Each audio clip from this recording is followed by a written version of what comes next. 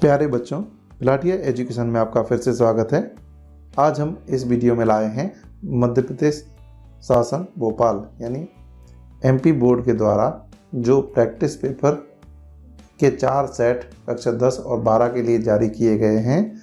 ये है कक्षा 10 के गणित का प्रैक्टिस सेट बी का पार्ट 2।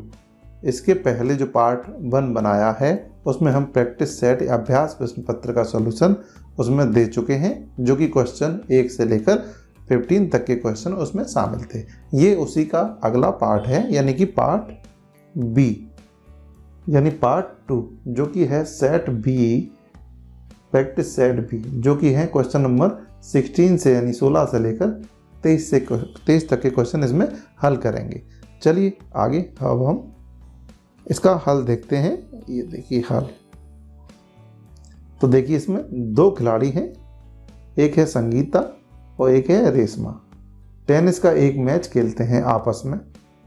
तो यह ज्ञात है कि संगीता द्वारा मैच जीतने की प्रायिकता, देखिए संगीता के मैच जीतने की प्रायिकता 0.62 है। चलिए देखते हैं। देखिए मान लीजिए एस संगीता के जीतने की घटना है और आर रेशमा के जीतने की घटनाएं हैं। अब देखिए इसमें दिया क्या दिया है, देखिए संगीता के जीतने की प्रायिकता कितनी दी है। तो देखिए एस किसे माना है, संगीता को, तो पी यानी प्रायिकता, तो संगीता के जीतने की प्रायिकता इन्होंने दी है 0.62। अब देखिए तो संगीता के हारने की प्रायिकता, देखिए संगीता के जीतने की प्रायिकता और संगीता के हारने की प्रायिकता, इसका योग 1 होता है। तो अगर हारने की प्रायिकता निकालनी है तो इसको इस साइड ले जाएंगे, तो 1 में से जीतने की प्रायिकता घटा दो तो हारने की प्रायिकता निकल आती है। तो वही हमने करेंगे। तो देखिए संगीता के हारने की प्रायिकता निकालनी है तो 1 में से जीतने की प्रायिकता घटा देंगे। तो देखिए कितना आ जाएगा हमारे पास, देखिए ये आगे देखिए 1 में से जीतने की प्रायिकता कितनी थी 0.62, वो घटा देंगे। देखिए कितना बचेगा 0.38 बचेगा। ये आ गया संगीता के हारने की प्रायिकता। अब देखते हैं हम क्या पूछा है, रेशमा के जीतने की प्रायिकता। तो देखिए जो संगीता के हारने की प्रायिकता होगी, वही रेशमा के जीतने की प्रायिकता होगी, क्योंकि एक कोई जीतेगा, रेशमा जीतेगी। रेशमा कब जीतेगी, जब संगीता हारेगी। तो जो हारने की प्रायिकता है संगीता की, वही रेशमा के जीतने की प्रायिकता होगी। तो देखिए तो रेशमा के जीतने की प्रायिकता किसके बराबर हो जाएगी, संगीता के हारने की प्रायिकता, और संगीता के हारने की प्रायिकता कितनी आई थी 0.38। तो यही इसका आंसर है। चलिए अगले क्वेश्चन की ओर चलते हैं। इसका अथवा वाला क्वेश्चन नंबर 16 का है। आइए इसका हल देखते हैं। मान लीजिए हम एक पासे को फेंक रहे हैं, एक बार फेंकते हैं तो 4 से बड़ी संख्या प्राप्त होने की प्रायिकता क्या है। तो देखिए यहाँ मान लीजिए कि 4 से बड़ी संख्या प्राप्त होने की घटना को हम ई से दर्शा रहे हैं। तो देखिए कुल संभव परिणाम, देखिए जब एक पासे को फेंका जाता है तो उसको देखिए पासे को फेंकने पर क्या आता है, 1 भी आता है, उस पर 2 भी आता है, 3 भी आता है, 4 भी आता है, 5 भी आता है, 6 भी आता है। तो उसके कुल संभव परिणाम कौन कौन से आ सकते हैं, 1 2 3 4 5 6। अब देखिए अब कुल संभव परिणामों की संख्या कितनी है, जी काउंटिंग कितनी है, 2 3 4 5 6। तो ये नंबर ऑफ आउटकम्स कितने, 6। तो कुल परिणाम हमारे आ गए। अब देखिए 4 से बड़ी संख्या प्राप्त करने के अनुकूल परिणाम, तो 4 से बड़ी संख्या हम देखते हैं, 4 से बड़ी संख्या कितनी आ जाएगी, 5 और 6।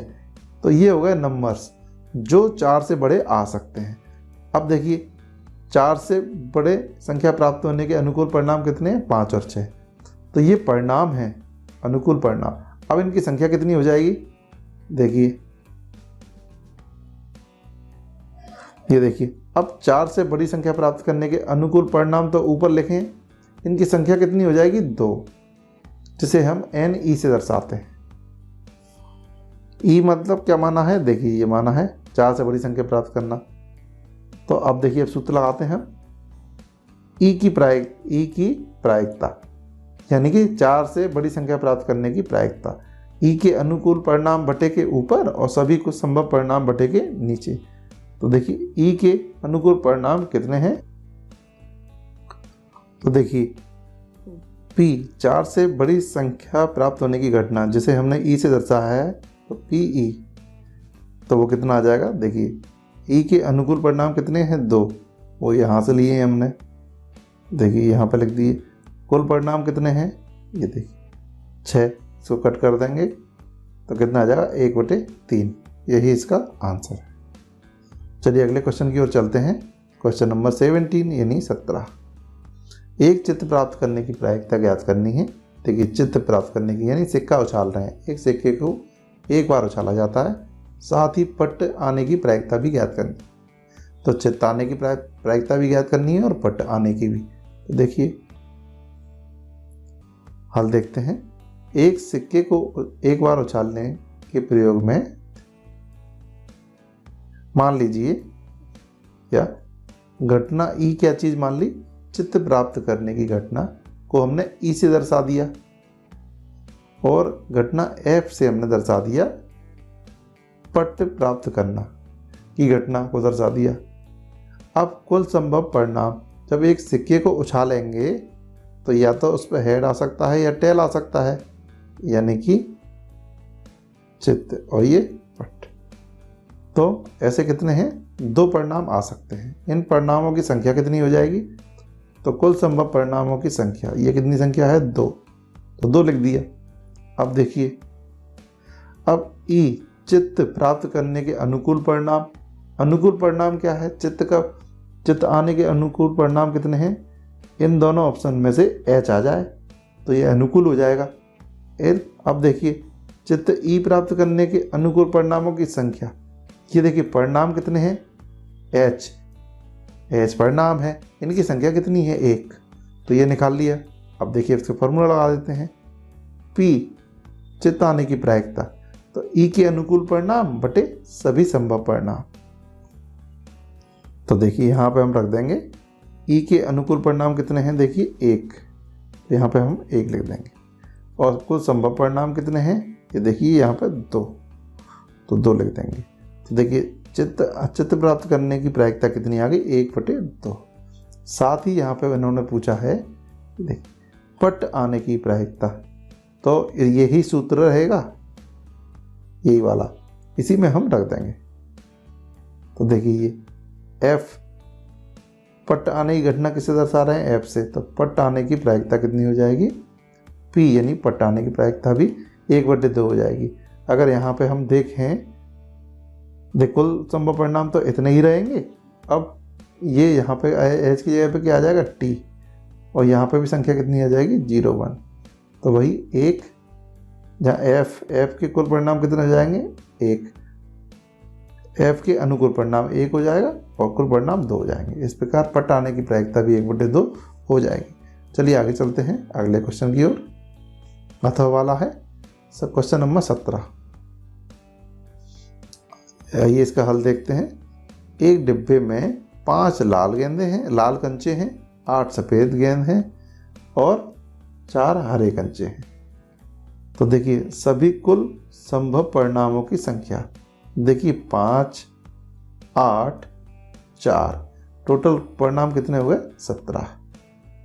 अब हम देखते हैं, मान लीजिए, अब मानेंगे, देखिए कंचा हरा होने की घटना हमने जी से दर्शा दिया, फिर कंचा हरा होने की घटना को किससे दर्शाया अपन ने, जी से।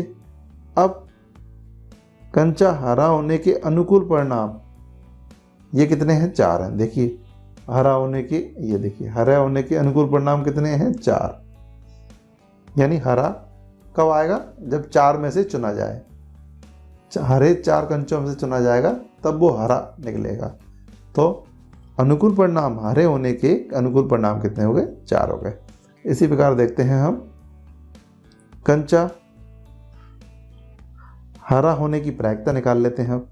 देखिए कंचा हरा होने की यानी ग्रीन होने की प्रायिकता, प्रायिकता ग्रीन होने की, हरा होने की। तो कंचा हरा होने के अनुकूल परिणाम, तो ये कितने हैं 4, तो ऊपर के पोर्शन में हम 4 लिख देंगे और सभी कुल संभव परिणाम कितने हैं देखिए 17, तो 17 लिख देंगे। तो इस प्रकार देखिए अब रख देंगे, ये आ जाएगा, ऊपर 4 लिख दिया, नीचे कुल परिणाम रख दिए। तो कंचा हरा होने की प्रायिकता हमारी कितनी आ जाएगी 4/17। चलिए आगे चलते हैं।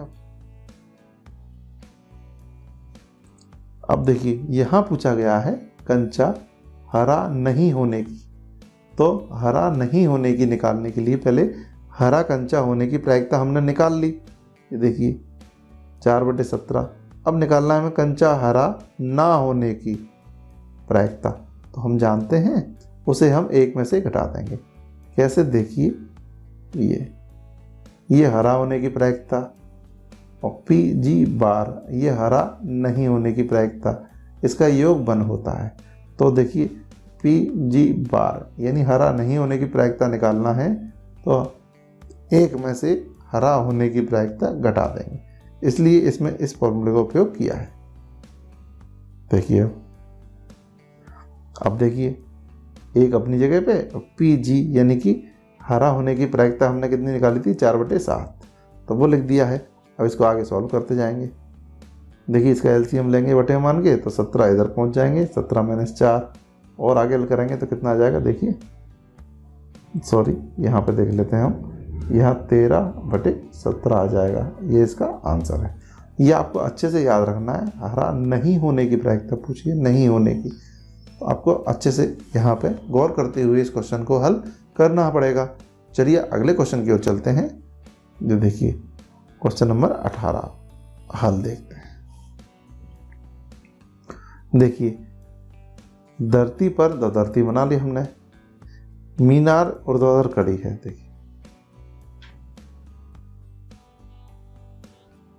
देखिए ये मीनार कड़ी है, धरती के एक बिंदु से जो मीनार के पाद बिंदु से 15 मीटर दूर है। देखिए मीनार का पाद बिंदु और एक बिंदु ये है, यहाँ से यहाँ तक कितना है 15 मीटर दूर है, ये पाद बिंदु है, इससे ये वाला बिंदु 15 मीटर दूर है। तो मीनार के शिखर का उन्नयन कोण 60 डिग्री है। तो यहाँ से देखिए मीनार के शिखर का उन्नयन कोण कितना है, ये देखिए 60 डिग्री है। तो मीनार की ऊंचाई हमें पता करना है, तो मीनार की ऊंचाई हमने मान ली h मीटर। तो हल देखते हैं, अब यहाँ डालते हैं A, B और C। तो यहाँ लिखेंगे, अब देखिए माना कि BC एक मीनार है तथा BC को हमने h मीटर माना, ये मान लिया, लिख दिया हमने, ठीक है। बिंदु A भूमि पर एक बिंदु है जिससे मीनार के शिखर का उन्नयन कोण 60 अंश है। बस ये थोड़ी लैंग्वेज लिखना पड़ती है तो लिख देंगे अपन। अब ज्ञात करेंगे। अब देखिए ये समकोण त्रिभुज बन रहा है, तो लिखेंगे समकोण त्रिभुज ABC में। अब इसमें यदि हम tan का फॉर्मूला लगाते हैं, देखिए tan थीटा, तो कितना हो जाएगा, देखिए इसमें लंब बटे आधार यानी कि BC बटे AB। इसे आगे सॉल्व करेंगे। थीटा कोण कितना है 60 अंश का है। देखिए BC को हमने h मान लिया है और AB कितना दिया है 15 मीटर दिया है। tan 60 की जो वैल्यू होती है वो √3 होती है, तो h बटे 15, इसका क्रॉस मल्टीप्लाई करेंगे तो h बराबर आ जाएगा 15√3। तो यही इसका आंसर है, ये मीटर, ये डालना ना भूलें। अतः मीनार की ऊंचाई कितनी हो जाएगी? 15√3 है, मीटर है। यदि यहाँ पे हमें पॉइंट में आंसर निकालना हो तो √3 की वैल्यू हम 1.732 भी रखकर यहाँ से निकाल सकते हैं। तो अभी इसकी ज़रूरत नहीं है, यही है इसका आंसर। चलिए अगले क्वेश्चन की ओर चलते हैं, अथवा वाला 8वां का। आइए इसका हल देखें। देखिए ये जमीन हो गई, ये एक वृक्ष हो गया, मान लीजिए एक खजूर का एक पेड़ है। तो आंधी चलने से एक पेड़ टूट जाता है। टूटा हुआ भाग इस तरह मुड़ जाता है कि पेड़ का जो शिखर होता है जमीन को छूने लगता है। अब मान लीजिए ये पेड़ यहाँ से टूट गया, यहाँ से टूट गया और टूट के इस पे गिर गया। ये देखिए ये पेड़ यहाँ से टूटकर, ये देखिए यहाँ से टूट गया और ये पेड़ यहाँ आके, ये देखिए यदि मान लें तो ये पेड़ यहाँ आके गिर गया। अब जमीन को छूने लगता है, इसके साथ 30 डिग्री का कोण बनाता है। तो देखिए जमीन को छू रहा है, जमीन को छूता है, तो ये कितने डिग्री का कोण बनाता है? 30 अंश का कोण, 30 डिग्री का कोण बनाता है। पेड़ के पाद बिंदु की दूरी जहाँ पेड़ शिखर को जमीन पर छूता है 8 मीटर है। पेड़ के पाद बिंदु और जहाँ शिखर पेड़ जमीन को छूता है वो वाला बिंदु, इसकी दूरी कितनी है? देखिए 8 m यानी कि मीटर है। तो ये चीज़ें हमें दी हैं, तो पेड़ की ऊंचाई हमें पता करना है। तो यहाँ हम देखते हैं, ये देखिए यदि ये लंबाई को, ये ऊंचाई को मैं x मानूंगा और यहाँ से यहाँ तक की ऊंचाई को मैंने y मान लिया है, तो देखिए ये पेड़ का सिरा यहाँ आ गया है, तो ये भी क्या हो जाएगा? x, क्योंकि ये देखिए ये पूरा सिरा यहाँ पे टूट के यहाँ गिरा है, तो ये वाली लेंथ, यहाँ से यहाँ तक की लेंथ इस वाली लेंथ के बराबर है। तो देखिए अब हमें इसमें 2 बार त्रिकोणमिति का सूत्र लगाना पड़ेगा। आइए इसका नामकरण कर देते हैं, b, इसका c और ये देखिए ये d, ये हमने नामकरण कर दिया है। तो अब देखिए अब यहाँ पे हम लगाएंगे समकोण त्रिभुज ABC में। तो सबसे पहले हम लगाएंगे tan का फॉर्मूला, tan 30 डिग्री। तो यहाँ tan का जब फॉर्मूला लगाएंगे तो tan का फॉर्मूला लगाने से हो जाएगा BC बटे AB। अब tan 30 का मान होता है 1/√3। BC की देखिए यहाँ पे BC कितना है, उसको हमने y माना है, तो y लिख देंगे। AB कितना है? 8 है। जब क्रॉस मल्टीप्लाई करेंगे ऐसे त्रिगुणा, तो देखिए y√3 इक्वल टू कितना आ जाएगा? 8 आ जाएगा। तो y इक्वल टू कितना आ जाएगा? 8/√3। ये देखिए ये आ गया है। पुनः समकोण त्रिभुज ABC में, अब यहाँ अगर हम cos का सूत्र लगा देंगे, cos 30 का, तो इसका मतलब होता है आधार बटे कर्ण। तो आधार कितना है इसमें? देखिए AB, और कर्ण कितना है इसमें? AC है। ये देखिए अब cos 30 की जो वैल्यू होती है वो होती है √3/2। और AB कितना है? AB है ये देखिए 8 मीटर और AC x है। अब इसका त्रिगुणा हम करेंगे, तो देखिए यहाँ x√3 गुणा 8 दूनी 16 ऐसे आ जाएगा। देखिए तो x बराबर आ गया 16√3। ये मीटर, ये भी मीटर और ये भी मीटर, ये आ गया है। अब देखिए अब हम निकालेंगे यदि पेड़ की कुल ऊंचाई, तो पेड़ की कुल ऊंचाई हो जाएगी, देखिए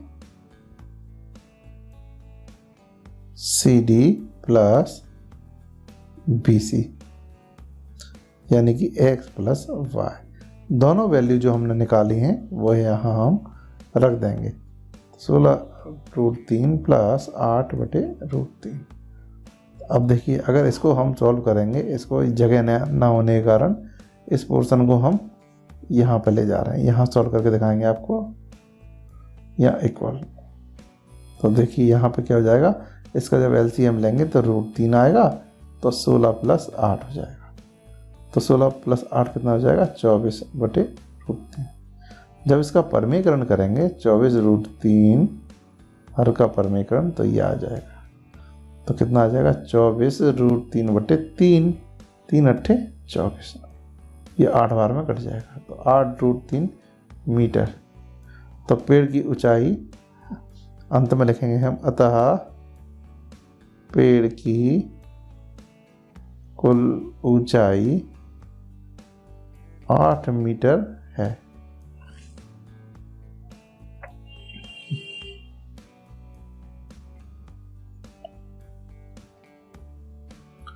चलिए अगले क्वेश्चन की ओर चलते हैं। क्वेश्चन नंबर 19 यानी 19। तो आइए देखते हैं उपपत्ति, इसका हल देखते हैं। उपपत्ति में देखते हैं, हमें O केंद्र वाला एक वृत्त दिया है और एक बिंदु P पर स्पर्श रेखा XY दी गई है। आइए इसका चित्र देखते हैं हम। अब ये इसे चित्र के माध्यम से भी समझेंगे। तो हमें सिद्ध करना है कि OP XY पर लंब है। आइए चित्र देख लेते हैं इसका। तो देखिए यहाँ वृत्त के किसी बिंदु पर एक स्पर्श रेखा खींचनी है और हमें ये सिद्ध करना है कि त्रिज्या होती है, त्रिज्या पर लंब होती है कौन, स्पर्श रेखा। तो माना कि आइए इसे चित्र के माध्यम से हम देखेंगे। ये देखिए तो हमें ये सिद्ध करना है कि देखिए ये त्रिज्या है और ये स्पर्श रेखा है। ये क्या है, स्पर्श रेखा। तो स्पर्श रेखा त्रिज्या पे लंब होती है। तो हम यहाँ उपपत्ति से चलते हैं। हमें केंद्र O वाला एक वृत्त दिया है। देखिए केंद्र O वाला एक वृत्त है, एक P बिंदु पर स्पर्श रेखा XY है। देखिए P बिंदु पर देखिए XY एक स्पर्श रेखा है। तो हमें सिद्ध करना है OP XY पर लंब है। देखिए OP लंब है XY, ये हमें सिद्ध करना है। तो देखिए अब XY पर P के अतिरिक्त एक बिंदु और लेते हैं Q लेते हैं और OQ को मिलाते हैं। देखिए इन्होंने, ये देखिए P के अतिरिक्त स्पर्श रेखा पर कई बिंदु ले सकते हैं। तो P के अतिरिक्त एक Q बिंदु लेते हैं। ये देखिए ले लिया और O को किससे मिला दिया, देखिए O को किससे मिला दिया, Q से। अब एक समांतर सिद्ध करने के लिए यानी समझने के लिए हमें ये समांतर रेखा, स्पर्श रेखा की समांतर रेखा हमने ये अपने मन से खींच ली है, ड्रॉ कर ली है। अब देखते हैं इसमें क्या कर सकते हैं हम। देखिए बिंदु Q वृत्त के बाहर होना चाहिए। देखिए यदि Q वृत्त के अंदर होगा, मान लीजिए अगर Q बिंदु, ये वाला बिंदु किसी भी तरीके से मान लो वृत्त के अंदर होता और इससे हम यदि रेखा खींचते तो वो एक छेदक रेखा बन जाती। देखिए यदि ये देखिए P बिंदु यहाँ है, अगर ये Q बिंदु यहाँ ना होकर यहाँ वृत्त के अंदर होता और P को इससे मिलाते तो जो स्पर्श रेखा अभी स्पर्श रेखा है वो फिर छेदक रेखा बन जाती। तो जबकि ये क्या कहा है, स्पर्श रेखा है। तो इससे हम समझ गए Q बिंदु जो है वृत्त के बाहर होगा। ठीक है, चलिए तो XY वृत्त की एक छेदक रेखा हो जाएगी। अगर Q वृत्त के अंदर होता तो XY स्पर्श रेखा ना होकर एक छेदक रेखा हो जाती, जो कि संभव नहीं होता। तो इससे ये सिद्ध होता है कि देखिए, और वह वृत्त की स्पर्श रेखा नहीं होती। ये मैंने आपको समझाया ना अभी, ये यानी और समझते हैं हम, ये स्पर्श रेखा है। तो स्पर्श रेखा हमेशा एक बिंदु पर काटती है। अगर Q बिंदु, ये अभी देखिए वृत्त के बाहर है, और यदि Q बिंदु वृत्त के अंदर होता Q, तो P से जो ये रेखा खींची जाती, जो छेदक रेखा होती,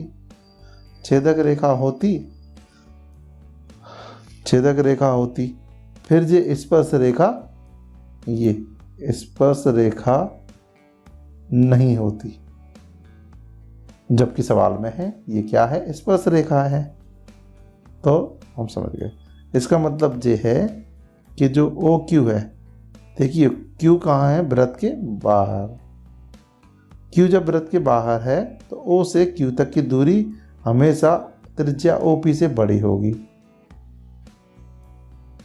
तो वो हमने यहाँ पे लिख दिया है, जो OQ की दूरी है वो क्या है, OP यानी त्रिज्या से बड़ी होगी, क्योंकि यह बिंदु P के अतिरिक्त x y के प्रत्येक बिंदु के लिए सत्य है। अब देखिए यहाँ हमने Q लेके दिखाया है आपको। अगर Q के यहाँ पे देखिए, यहाँ पे R ले लेते तो R भी वही होता। देखिए यानी ये वाली दूरी ये OP की दूरी से कैसी होती, बड़ी होती, ये वाली दूरी।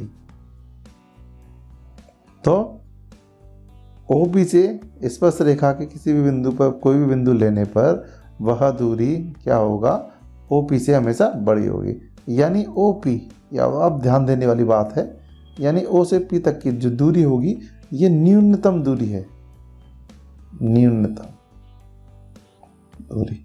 अब न्यूनतम दूरी कौन सी होती है, किन्हीं दो वस्तुओं के बीच या रेखाओं के बीच जो दूरी होती है वो न्यूनतम दूरी हमेशा लंबवत दूरी होती है। तो देखिए ये न्यूनतम दूरी होने के कारण क्या हो जाएगा, ये लंबवत दूरी हो जाएगी। देखिए न्यूनतम दूरी होने के कारण, देखिए ये वाली दूरी O से P तक की दूरी, O से P तक की दूरी कैसी दी है, न्यूनतम दूरी दी है। बाकी सभी दूरियां OP से बड़ी हैं। इसका मतलब OP एक न्यूनतम दूरी है, और न्यूनतम दूरी हमेशा लंबवत दूरी होती है। तो देखो OP बिंदु O से XY के अन्य बिंदुओं की न्यूनतम दूरी है, यानी OP कैसी दूरी है, न्यूनतम। और न्यूनतम दूरी, और जो न्यूनतम दूरी होती है वह हमेशा लंबवत दूरी होती है। इसका मतलब हम कह सकते हैं, इसलिए OP है वो XY पे लंब है। ये हमारी थ्योरम हो चुकी। ये थोड़ा आपको कंसेप्चुअल थ्योरम है, तो आपको अच्छे से बार बार तैयार करना पड़ेगी, तभी आपको इसका कंसेप्ट समझ में आएगा। चलिए अगले क्वेश्चन की ओर चलते हैं। अथवा वाला है 19 का। आइए इसका चित्र देख लेते हैं। ये देखिए, दो सकेंद्रीय वृत्त हैं। सकेंद्रीय का मतलब ऐसे दो वृत्त जिनका केंद्र एक ही है। एक की त्रिज्या देखिए 5 सेंटीमीटर है, दूसरे की 3 सेंटीमीटर है। तो एक वृत्त ये देखिए ये हो गया है, ये इसकी त्रिज्या कितनी है, देखिए इसकी त्रिज्या होगी 5 सेंटीमीटर। ये बड़ा वृत्त हो गया तो बड़ी त्रिज्या। अब देखिए छोटा वृत्त है तो इसकी छोटी त्रिज्या। ये देखिए ये कितना है, 3 सेंटीमीटर है ना। अब बड़े से बड़े वृत्त की उस जीवा, यानी बड़े वाले वृत्त की ऐसी जीवा की लंबाई हमें पता करना है जो छोटे को स्पर्श कर रही हो। देखिए ये देखिए ये किसकी है, बड़े वृत्त की जीवा। बड़े वृत्त की जीवा है जो छोटे वृत्त को स्पर्श करती है। तो हमें यही निकालना है। आइए अब हम इसका नामकरण कर लेते हैं। ये O केंद्र हो गया, ये A हो गया, ये देखिए यहाँ पे B हो गया, और ये मान लीजिए C हो गया। तो देखिए अब यहाँ पे हम जानते हैं जो वृत्त की त्रिज्या होती है स्पर्श क्या कहते हैं, स्पर्श रेखा पे क्या होती है, लंब होती है। तो लंब होने के कारण ये एक समकोण त्रिभुज बन गया। समकोण त्रिभुज बन गया तो हम इसमें पाइथागोरस प्रमेय यूज कर सकते हैं। तो अब देखते हैं यहाँ पे समकोण त्रिभुज OCA में पाइथागोरस प्रमेय से पाइथागोरस प्रमेय से अब देखिए यहाँ पे क्या आ जाएगा, कर्ण का वर्ग यानी कि OA का वर्ग, ठीक है, किसके बराबर होगा, लंब का वर्ग, और ये आधार का वर्ग। तो अब हम देखिए OA की वैल्यू कितनी दी है यहाँ पे 5 सेंटीमीटर, तो 5 का स्क्वायर, ये O है। OC कितना दिया है 3 सेंटीमीटर। AC हमें निकालना है। देखिए 5 25 आ जाएगा, इसका वर्ग 9 आ जाएगा, AC स्क्वायर, तो 25 माइनस 9, ये इधर ले जाएंगे तो माइनस की हो जाएगी, AC स्क्वायर, तो कितना आ जाएगा 16, तो AC स्क्वायर बराबर 16। इसको सीधा कर लेंगे, मान लीजिए ऐसे कर लिया, तो AC बराबर क्या आ जाएगा यहाँ पे √16, तो AC बराबर कितना आ गया 4 सेंटीमीटर। तो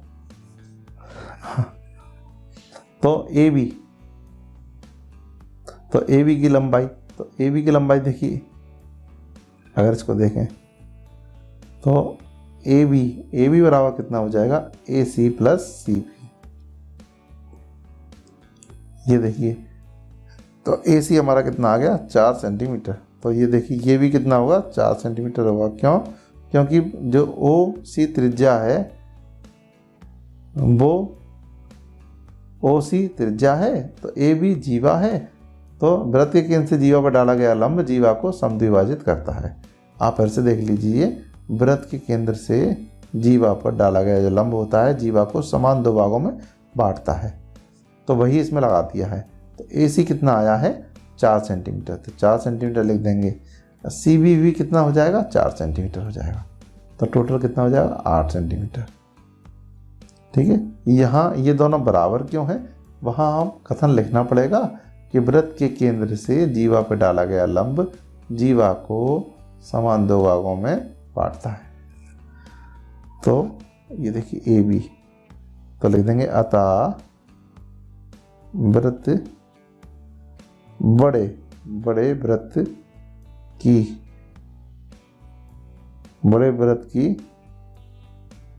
जीवा की लंबाई कितना है 8 सेंटीमीटर है। आंसर थोड़ा जगह ना होने के कारण ये स्टेटमेंट आप खुद लिख लेना। यहाँ पे लिखना था ये दोनों बराबर क्यों हैं, या ऐसे लिख सकते हैं चूंकि AC बराबर CB। ये क्यों है, क्योंकि वृत्त के केंद्र से जीवा पर डाला गया लंब जीवा को समान 2 भागों में बांटता है। चलिए अगले क्वेश्चन की ओर चलते हैं। Question number 20।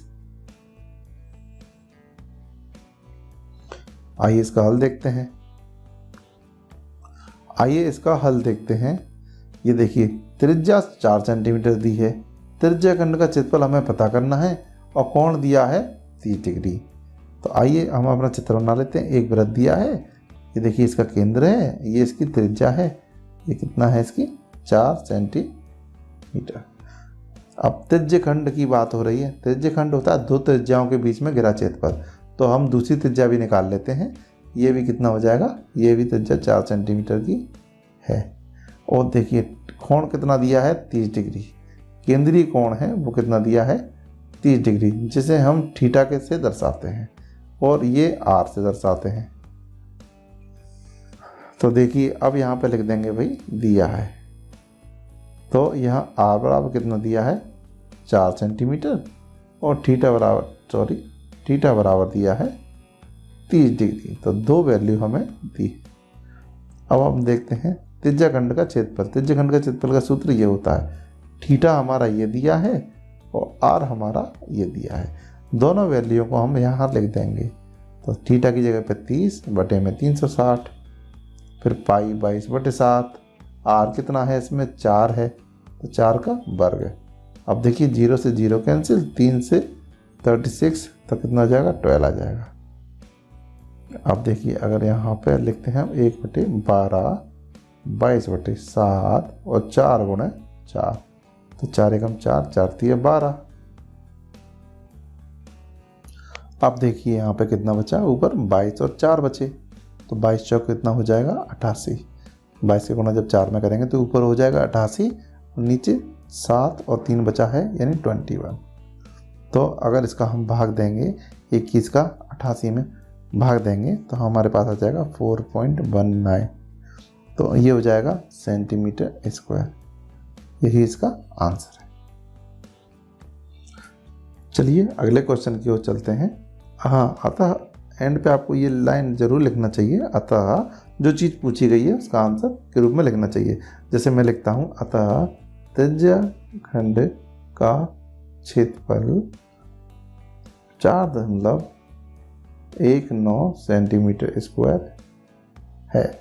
ये लाइन आपको अलग से लिखना है यदि आपको पूरे नंबर चाहिए। चलिए आगे चलते हैं। मैं नहीं लिख पाऊँ तो आपको ये याद रखना है, जो चीज़ पूछी गई है उसी को एंड में उत्तर के रूप में लिख दें। चलिए आगे चलते हैं अगले क्वेश्चन की ओर। ये है 20 का अथवा वाला क्वेश्चन।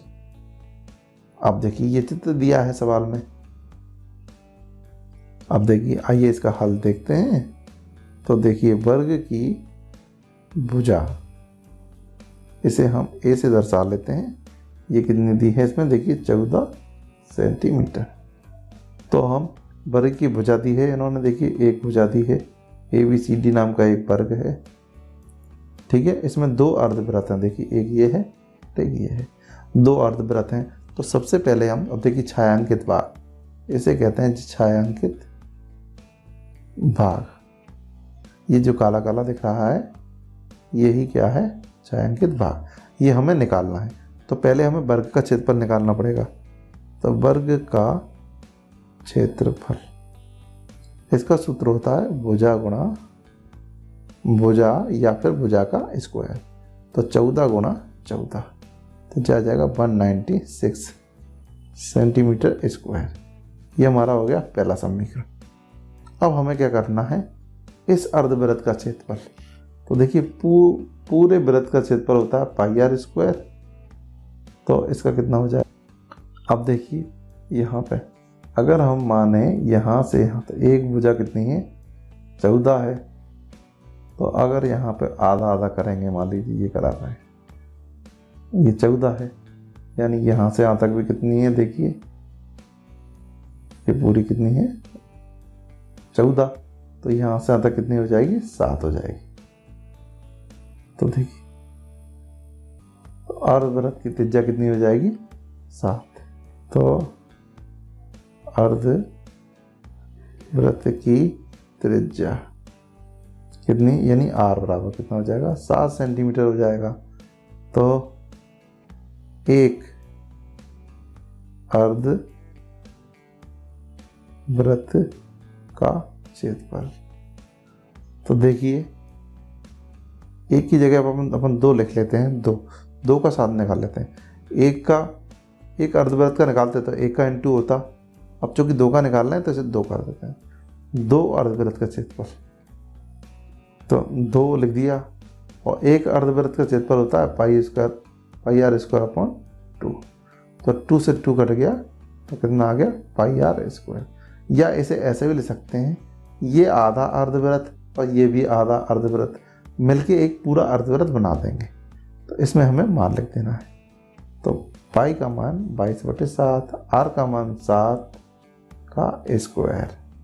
तो हम देखेंगे 22/7, 7 गुणा 7, 7 से 7 को कट कर देंगे, 7 दूनी 14, से लगी 1, 7 दूनी 14 और 1 15, 154 सेंटीमीटर स्क्वायर।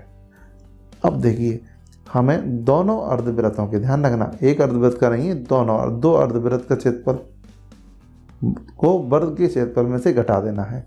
तो क्या आ जाएगा, छायांकित भाग का क्षेत्रफल कैसे आएगा, वर्ग का क्षेत्रफल, वर्ग के क्षेत्रफल में से हमें घटा देंगे 2 अर्धवृत्त के क्षेत्रफल को। तो वर्ग का क्षेत्रफल देखिए कितना आया था यहाँ पे 196, ये देखिए तो 196 लिख दिया है। 2 अर्धवृत्त के क्षेत्रफल कितना आया 154, तो यहाँ पर कितना लिख देंगे 154। जब इन दोनों को घटाएंगे तो 6 में से 4 गए 2 बचेगा, 9 में से 5 गए 4 बचेगा और ये कुछ नहीं, तो यहाँ आ जाएगा 42 सेंटीमीटर स्क्वायर। अंत की लाइन आपको यहाँ पे लिख देना है जो मैंने पीछे बताई थी। चलिए अगले क्वेश्चन की ओर चलते हैं। आइए इस क्वेश्चन का हल देखते हैं। अब देखिए 7 बल्ले हैं, 6 गेंदे हैं, उनका टोटल मूल्य 3800 है। तो हमें सबसे पहले यहाँ पे मानना पड़ेगा कि माना कि एक बल्ले की कीमत कितना है, x रुपीस है, ठीक है, और एक गेंद की कीमत y रुपीस है। तो देखिए प्रथम शर्तानुसार इसको देखें हम, देखिए 7 बल्ले और 6 गेंदें, इनका दोनों का मूल्य मिला के है 3800। तो एक बल्ले का मूल्य x, तो 7 बल्लों का कितना 7x, और की जगह लगाएंगे प्लस 6 गेंदें, एक गेंद कितने की y रुपीस की, तो 6 गेंदें कितने की आएंगी 6y रुपीस की, टोटल 3800। ये हो गया हमारा पहला समीकरण। अब आएगा द्वितीय शर्तानुसार।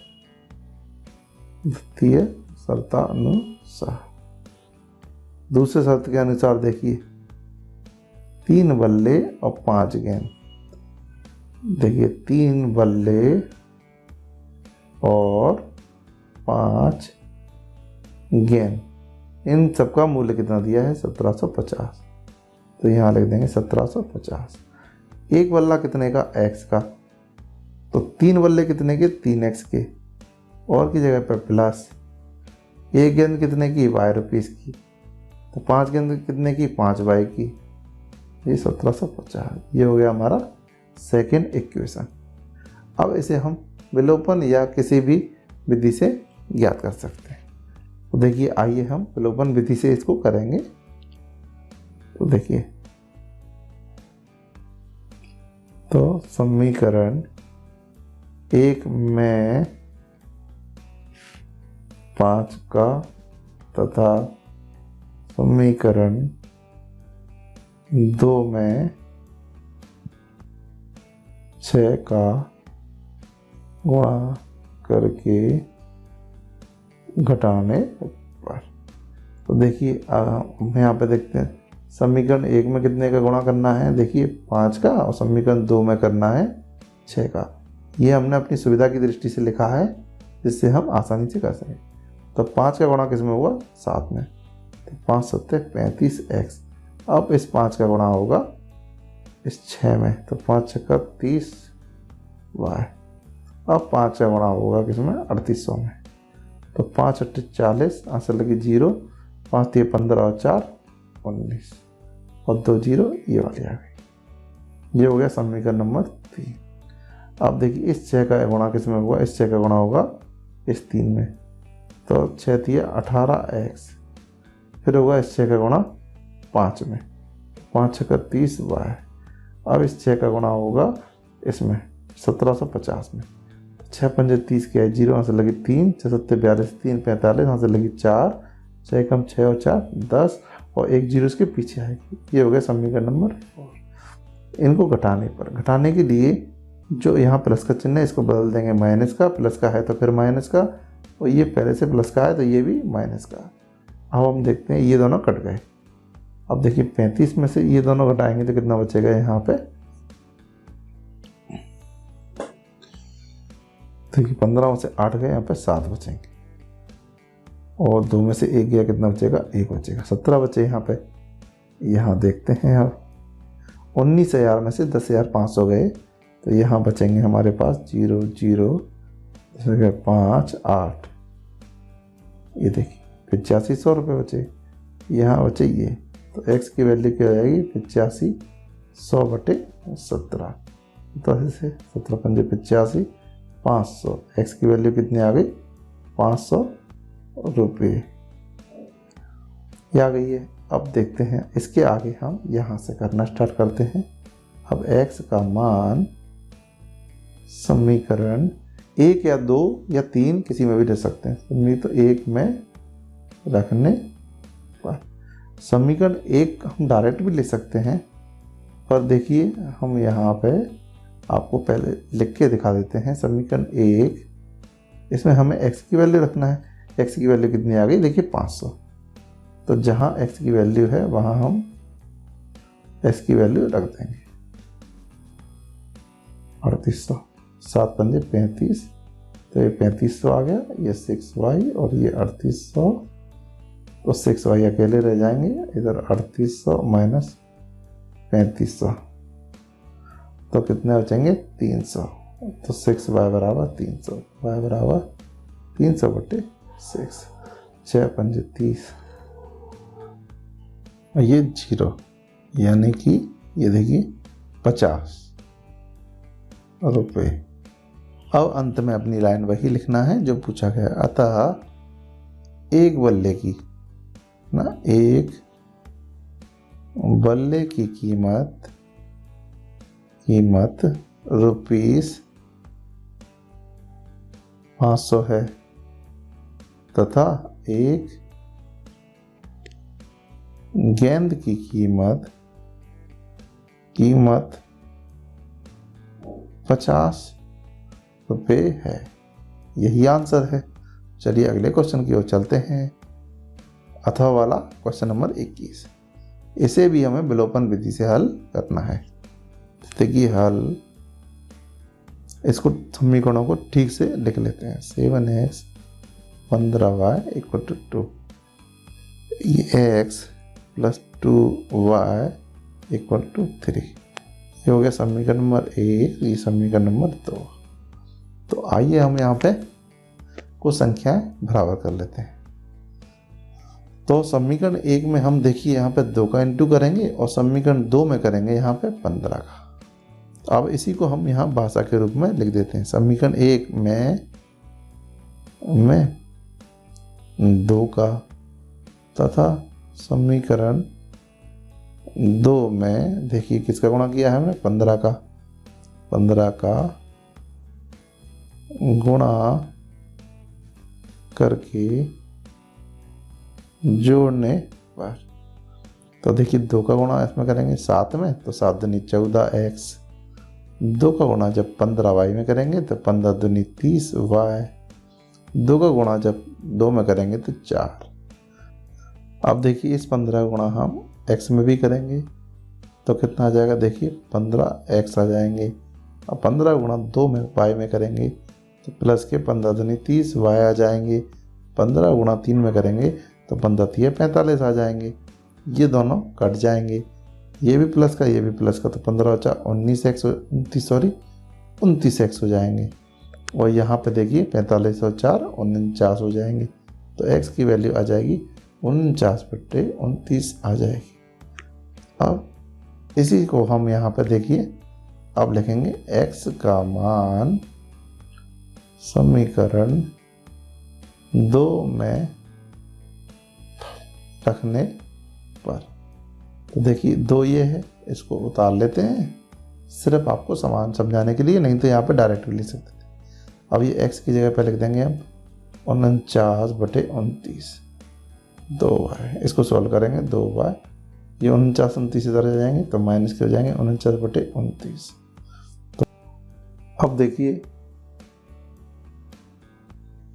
इनका एलसीएम लेंगे हम, तो कितना आ जाएगा? 29। अब देखिए 3 का गुणा 29 में होगा तो जाएगा 87 माइनस 49। 87 माइनस 49, तो 17 से 9 गए, कितना बचेगा यहाँ पे? 8 बचेंगे। और 7 में से जब कितने जाएंगे? 4 जाएंगे तो 3 बचेंगे 38। तो 38/29 यह आ जाएगा 2y बराबर 38/29। अब तो y का मान हो जाएगा 38/29 गुणा 2 से इसको काट देंगे तो हो जाएगा 19। तो y का मान आ जाएगा 19/29। 29। यही इसका आंसर है। चलिए अगले क्वेश्चन की ओर चलते हैं। आइए हम देखते हैं क्वेश्चन नंबर 22 का। आइए सबसे पहले चित्र देख लेते हैं। ये एक अर्धगोला है, इस पे शंकु इस प्रकार लगा हुआ है। तो इससे देखिए ये अर्धगोला है, उस पर एक शंकु लगा हुआ है। अब देखिए क्या दिया है, अर्धगोले पर खड़ा एक शंकु। तो ये चित्र आ गया है हमारा, जिनकी त्रिज्याएं एक हैं, यानी कि देखिए ये शंकु की त्रिज्या और गोले की त्रिज्या कितनी है, 1 सेंटीमीटर ये है। और शंकु की ऊंचाई उसकी त्रिज्या के बराबर है। देखिए शंकु की ऊंचाई उसकी त्रिज्या के बराबर है।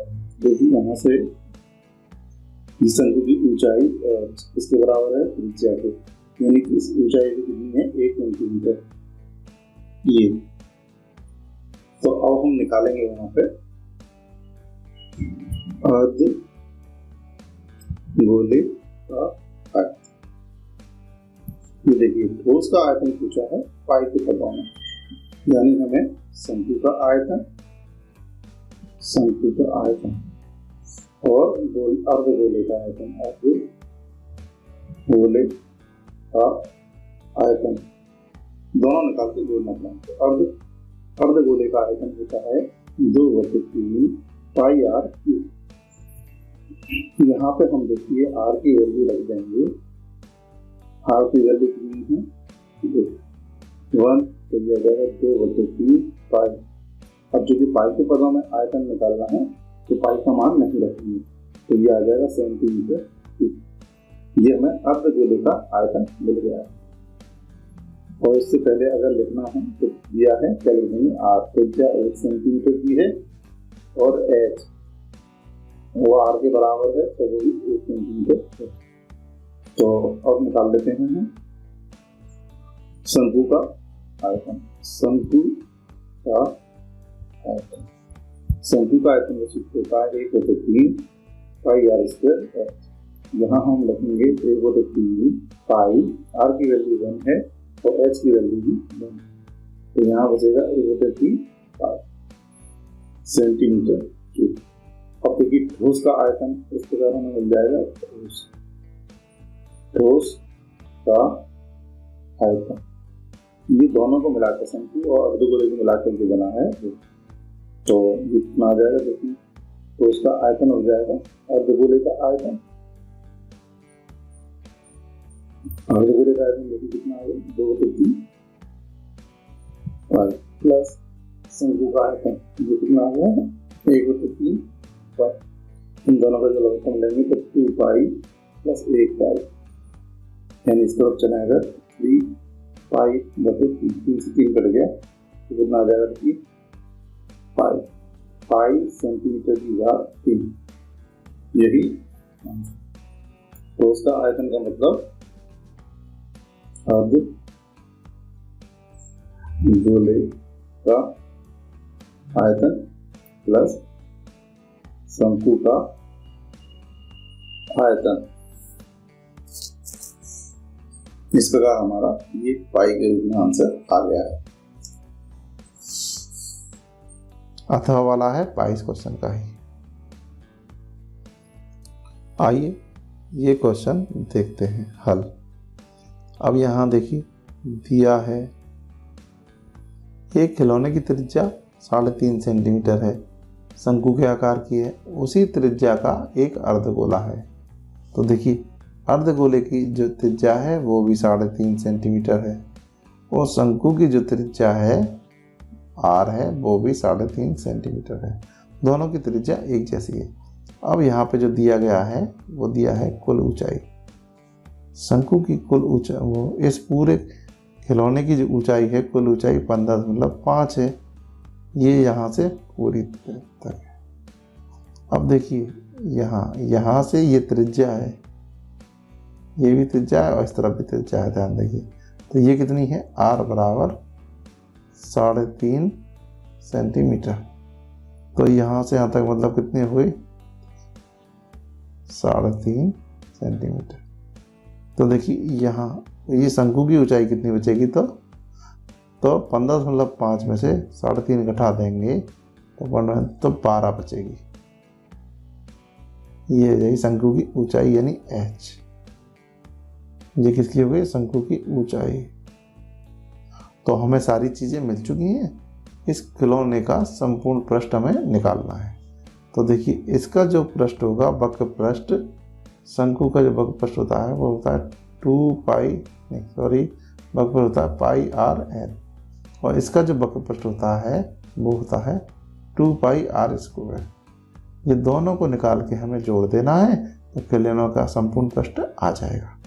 तो देखिए दिया है, देखिए सबसे पहले शंकु की त्रिज्या यानी आर, ये दिया है 3.5 सेंटीमीटर, और शंकु की ऊंचाई यानी h, ये कितनी हुई? 12 सेंटीमीटर। तो यहाँ हम शंकु की तिर्यक ऊंचाई निकालेंगे। शंकु की तिर्यक ऊंचाई L निकालना है। L का जो सूत्र होता है वो ये होता है R square plus h। R कितना है इसमें? 3.5 का होल स्क्वायर और 12 का स्क्वायर। तो 35 चौक 12 पचम 25 और ये 144। जब हम इनको जोड़ेंगे तो आ जाएगा हमारे पास देखिए कितना है? 156.25 आ जाएगा। देखिए तो एल स्क्वायर बराबर कितना आ गया? 156.25। तो एल बराबर आ जाएगा अंडर रूट 156.25। तो एल बराबर आ जाएगा यहाँ पर देखिए 12.5। 156.25 का वर्गमूल हो जाएगा 12.5। ये आ गया सेंटीमीटर। तो इससे हम क्या होगा? शंकु का वक्र पृष्ठ निकाल सकते हैं। तो शंकु का वक्र पृष्ठ, तो ये आ जाएगा हमारा पाई आर एल। देखिए यहाँ पर पाई कितना है? 22/7। आर कितना है हमारा? आर है 3.5। ये देखिए 3.5। एल है 12.5। 7 एकम 7, 7 पंजे 35। तो ये जाएगा 0.5 ऊपर। तो देखिए कितना आ जाएगा? अब देखिए यहाँ पे 22 का गुणा 22, 0.5 और 12.5 बचेगा। तो जब इन तीनों का गुणा करके हमारे पास जो आएगा वो आएगा 137.5 आ जाएगा। क्षेत्रफल है तो इसको सेंटीमीटर स्क्वायर में नापते हैं। अब हम निकालेंगे इसमें, देखिए अब निकालेंगे, जगह कम बची है। देखते हैं अर्ध गोले का वक्र पृष्ठ। तो अर्धगोले का वक्र पृष्ठ का सूत्र होता है 2 पाई आर स्क्वायर। तो देखिए 2 पाई का मान 22/7, आर है 3.5 का स्क्वायर। तो देखिए 2 × 22/7, 3.5 गुणा 3.5, 7 पंजे 35, 0.5। जब इन सब का गुणा करेंगे 2 का, 22 का, 0.5 और 3.5 का, तो आ जाएगा हमारे पास 77 सेंटीमीटर स्क्वायर। तो अब हम देखते हैं यहाँ पे लास्ट में, अतः खिलौने का संपूर्ण पृष्ठीय क्षेत्रफल ये कितना आ जाएगा? 137.5 प्लस 77 यानी 214.5 सेंटीमीटर स्क्वायर। चलिए अगले क्वेश्चन की ओर चलते हैं। Question number 23। आइए इसका हल देखते हैं। ये देखिए इसमें हमें ये देखिए माध्य निकालना है। तो और ये देखिए ये हमें सवाल दिया गया है अब देखिए जब माध्य निकालते हैं, देखिए ये एक्स इंटरवल रहता है, इसे बोलते हैं फ्रीक्वेंसी यानी आवृत्ति यानी एफ। इसमें ये फॉर्मूले से हम निकालेंगे डायरेक्ट, इसको बोलते हैं प्रत्यक्ष विधि। समांतर माध्य निकालने की प्रत्यक्ष विधि, इसे बोलते हैं समांतर माध्य। ये सूत्र है इसका। इसमें एफ एक्स, इसको अगर ऐसे नहीं तो इसको ऐसे भी आप लिख सकते हैं, एफ एक्स बटे सिग्मा एफ, यानी एफ वाली टेबल का इंटू एक्स वाली टेबल में करके एफ एक्स निकाल लेंगे, उन सब का टोटल निकालेंगे और एफ वाली टेबल का टोटल उसमें भाग दे देंगे, हमारा आंसर आ जाएगा। चलिए इनको हम खड़े में लिख लेते हैं। ये देखिए ये पूरी की पूरी लाइन को हमने एक्स के रूप में खड़े में लिख लिया है और ये एफ वाली लाइन को भी खड़े के रूप में यहाँ पे लिख लिया है। अब देखिए ये फॉर्मूले में हमने देखा, यहाँ देखिए एफ एक्स वाली टेबल, तो एफ एक्स वाली टेबल बनाना है। अब इससे पहले क्या करेंगे हम, देखिए सबसे पहले ये पुराने एक्स को नए एक्स में बदलेंगे। ये देखिए ये एक्स को हम बदलकर, ये क्लास इंटरवल को बदलकर नए एक्स में बदलेंगे। अब देखिए यहाँ मध्यांतर कैसे निकालते हैं, ये देखिए 45 और 55 है, तो यहाँ क्या करेंगे हम, देखिए 45 प्लस 55 बटे 2 यानी मध्य बिंदु निकालेंगे। तो 45 और 55 कितना हो जाएगा, 100, 100 बटे 2 कितना हो जाएगा, 100 बटे 2 हो जाएगा 50। इसी प्रकार इन दोनों को जोड़ के इसको आधा करेंगे हम, तो 55 और 65 तो 120 हो जाएगा। 120 का आधा हो जाएगा हमारा 60। आप ऐसे ही सारे इसके निकाल सकते हैं।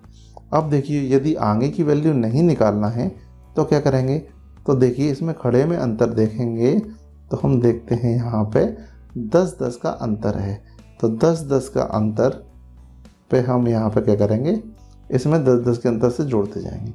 तो 50 के बाद 10 जोड़ने पे 60 आ गया है, 60 के बाद देखिए 70 आएगा, 70 के बाद देखिए 80 आएगा, 80 के बाद यहाँ पे देखिए 90 आएगा। इन सब वैल्यूओं के लिए इन दोनों को जोड़ के इनको आधा करके भी आप ये वैल्यू निकाल सकते हैं। तो ये सरल विधि होती है, शॉर्टकट विधि होती है, ये तो आप जल्दी जल्दी से आसानी से निकाल सकते हैं। अब देखिए जैसा कि इसमें दिया एफ वाली टेबल का गुणा एक्स वाली टेबल में करना है, तो देखिए एफ का गुणा किस में करना है, एक्स में, उसे यहाँ पे लिखना है। तो 3 का गुणा किस में करेंगे, 50 में, तो कितना आ जाएगा 150। इसी प्रकार 10 का गुणा किस में करेंगे, 60 में, तो यहाँ कितना आ जाएगा 600।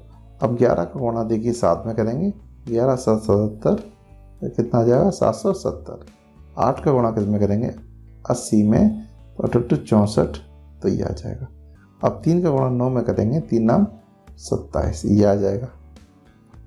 अब देखिए एफ एक्स का सिग्मा यानी कि एफ एक्स का टोटल, तो एफ एक्स वाली टेबल का जो टोटल है कुल, वो हम नीचे लिख देंगे, तो कितना आ जाएगा, ये इसका करेंगे तो 2430 आ जाएगा। अब देखिए इसी प्रकार ये भी हम इसका कुल निकाल लेंगे एफ का टोटल, तो उसको वो दर्शाते हैं सिग्मा एफ से। तो इसमें हम देख लेते हैं, देखिए कितना आ जाएगा जोड़ के, अब इन सबको जोड़ के आ जाएगा देखिए 35।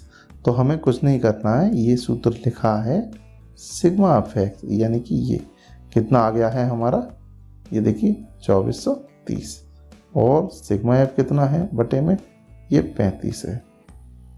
जब इसको कट कर देंगे, मान लीजिए 5 5 7 35 और 5 चौक 20, 5 8 40, तो 48 बटे 7, 7 से इसको काट देंगे, 7 6 42, तो 6 बचेगा, है ना, 7 8 56,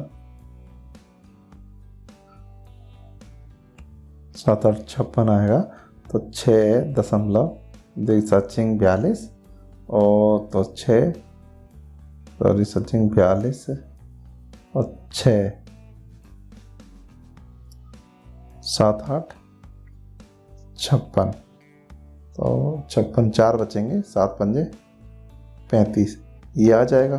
तो x बार कितना आ जाएगा, ये आ जाएगा, ये आंसर रहेगा समांतर माध्य। 6.85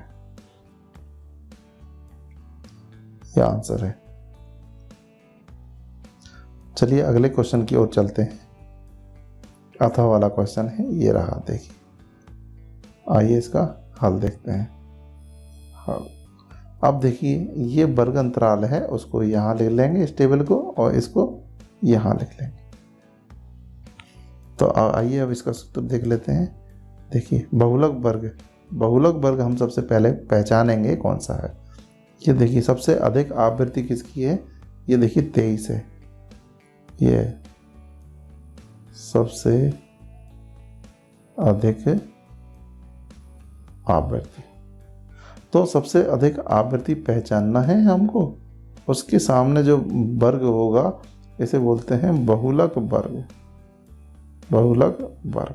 वो हम यहाँ पे लिख लेते हैं बहुलक वर्ग। इसका मतलब L1 बहुलक वर्ग की निम्न सीमा ये कितनी हो गई, 35 हो गई। अब देखिए बहुलक का सूत्र लिख लेते हैं, ये रहा। ये देखिए बहुलक का सूत्र है L1। यहाँ L1 है माध्यिका वर्ग की निम्न सीमा। तो माध्यिका वर्ग ये हो गया हमारा, इसकी निम्न सीमा हो गई 35, यानी L हमें मिल गया। अब आएगी बारी यहाँ पे F0, F1 और F2 की। तो देखिए F1 होता है माध्यिका वर्ग की आवृत्ति, ये देखिए F1। अब F0 इसके ऊपर है, तो इसके उप माध्यिका वर्ग की आवृत्ति के ऊपर वाली आवृत्ति को बोलते हैं F0, और माध्यिका वर्ग के नीचे वाली आवृत्ति को बोलते हैं F2। इसका मतलब हमें ये तीनों मान मिल गए। F0 कितना है 21, F1 कितना है 23 और F2 कितना है 14। ये तीनों मान मिल चुके हैं। अब रह गया हमारा H, ये वाला H। ये देखिए ये होता है वर्ग अंतराल, इनमें जितने का अंतर है तो हम देखते हैं यहाँ 10 का अंतर है। तो देखिए यहाँ पर कितना लिखेंगे 10 H, इसे बोलते हैं वर्गांतर। तो अब सारी वैल्यू मिल चुकी हैं। देखिए L कितना है, L यहाँ पे है 35, तो यहाँ पे हम कितना लिख देंगे 35 प्लस का साइन।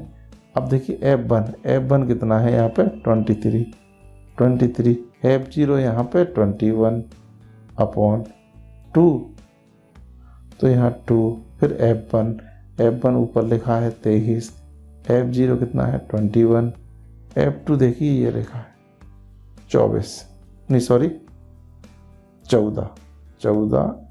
ये देखिए 14 लिखा है। और H कितना है हमारा, H है 10 लिख देंगे। अब इसे बस सॉल्व करते जाना है। 35 ये दोनों कट जाएगा तो 2 बचेगा, ये 23 दूनी 46, और ये दोनों जुड़ जाएंगे तो कितना हो जाएगा 4 और 1 5 और 2 और 1 3 35 और ये 10। अगेन सॉल्व करेंगे 35 2/35, ये कितना बचेगा यहाँ पे, ये देखिए 5 और 6 11 बच जाएगा, और ऊपर 10 का गुणा 2 में कर देंगे तो 20 हो जाएगा। अब देखिए 35.11 का भाग 20 में दे तो हमारा आ जाएगा, यहाँ देखिए 11 से जब 20 को डिवाइड करेंगे तो आ जाएगा, देखिए 1.81। इसको जब जोड़ देंगे तो 36.81 आंसर हो जाएगा किसका, बहुलक का। चलिए आंसर है। Thanks for watching and like and subscribe my YouTube channel. आशा करते हैं आपके लिए वीडियो अत्यंत उपयोगी होगी। अब इसके बाद आपको मिलेगी माध्यमिक शिक्षा मंडल के द्वारा जो वार्षिक परीक्षा 2023 के लिए जो 4 सेट जारी किए गए हैं 10th और 12th के लिए प्रत्येक सब्जेक्ट के, उसका हमने गणित के कक्षा 10 के गणित के सेट ए और सेट बी की वीडियो अभी तक बना दी हैं।